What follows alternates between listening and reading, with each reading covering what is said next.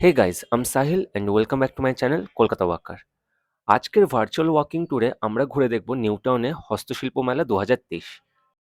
এই মেলা 17ই ডিসেম্বর পর্যন্ত প্রতিদিন দুপুর 1টা থেকে রাত 8:30 পর্যন্ত খোলা থাকবে। এখানে আসবেন কিভাবে? বিধাননগর স্টেশন থেকে বাসে করে আপনি চলে আসুন হলদিরাম বা চিনার পার্কে। চিনার পার্ক থেকে আবার নিউটাউনের যে কোনো বাস ধরলেই আপনি পৌঁছে যাবেন Eco Park. Eco Park gate number 1 এর পাশেই হচ্ছে হস্তশিল্প মেলার এন্ট্রান্স। আর আপনি যদি বাস রুটে আসতে চান তাহলে যে কোনো জায়গা থেকে নিউটাউনের বাস ধরলেই আপনি এসে পৌঁছে যাবেন ইকো পার্কের কাছে। আমার বাড়ি যেহেতু দমদম ক্যান্টনমেন্ট, আমি এলাম এয়ারপোর্ট 1 নম্বর গেট থেকে বাস ধরে। এসে পৌঁছে গেলাম ইকো পার্ক গেট নম্বর 1 এ হস্তশিল্প মেলার এন্ট্রান্সে।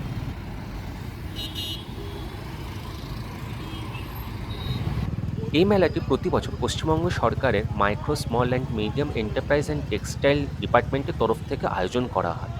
ইকো পার্কের এই গেট নম্বর 1 এর কাছে যে ফাঁকা ময়দানটি আছে সেখানে এই মেলার আয়োজন হয়। পশ্চিমবঙ্গের বিভিন্ন জেলা থেকে সেখানকার মানুষেরা তাদের কারুকার্য হস্তশিল্প নিয়ে এই মেলায় আসেন প্রদর্শন এবং বিক্রি করার জন্য।